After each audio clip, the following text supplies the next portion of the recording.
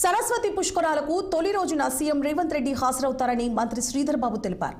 కాంగ్రెస్ ప్రభుత్వ హయాంలో కాళేశ్వరంలో సరస్వతి పుష్కరాలకు భారీ ఏర్పాట్లు చేస్తున్నామన్నారు. ఏర్పాట్లు తుది దశకు చేరుకున్నట్లు వెల్లడించారు ఆయన. 12 రోజుల పాటు జరిగే సరస్వతి పుష్కరాలకు భక్తులు భారీ సంఖ్యలో తరలిరావాలని కోరారు. పుష్కరాల్లో భాగంగా గోదావరి హారతిని భక్తులు వీక్షించేందుకు ఏర్పాట్లు చేపట్టామన్నారు.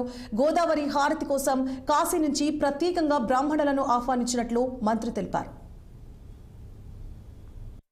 పుష్కరాల సందర్భంలో అనేక మంది పుణ్యస్నానం చేయడానికి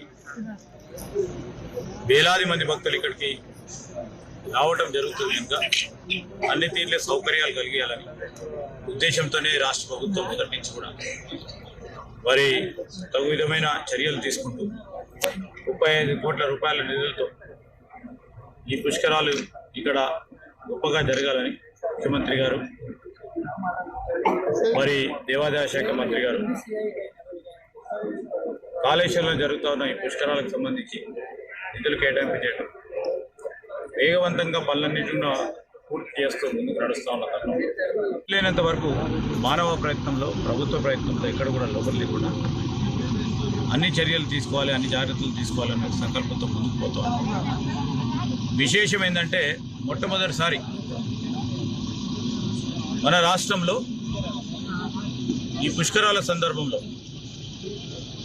ఈ 12 రోజులు ఆరతి కార్యక్రమం చేపట్టడం జరుగుతుంది. ఏ విధంగానైతే మరి ఇతర ప్రాంతాలు ప్రత్యేకించి కాశీలో ఆరతి ఏ విధంగా పెద్ద ఎత్తున భక్తులందరికీ కూడా ఆరతి ఇచ్చే కార్యక్రమ భాగంలో ఏ విధంగా చేస్తారు, మరి కాశీ నుంచి కూడా బ్రాహ్మణోత్తరాలను పెంచి ఆరతి కార్యక్రమంలో పాల్గొని మరి పెద్ద ఎత్తున సరస్వతి ఘాట్, కొత్తగా నిర్మాణం చేసిన సరస్వతి ఘాట్ గౌరవ ముఖ్యమంత్రి గారి చేతుల మీదుగా మరి సరస్వతి దేవి విగ్రహ ఆవిష్కరణతో పాటు ఘాటు ప్రారంభోత్సవం చేయటం, దాని తదుపరి ముఖ్యమంత్రి గారు కాళేశ్వర ముక్తేశ్వర స్వామిని దర్శించుకొని జయశంకర్ భూపాలపల్లి జిల్లా కాళేశ్వరంలో దుద్దిళ్ల శ్రీధర్ బాబు పర్యటించారు. ఈ నెల 15 నుండి 26 వరకు జరిగే సరస్వతి పుష్కరాల ఏర్పాట్లను పరిశీలించారు ఆయన. వివిధ శాఖల అధికారులతో కలిసి క్షేత్రస్థాయిలో ఏర్పాట్లు నిశితంగా అబ్జర్వ్ చేశారు.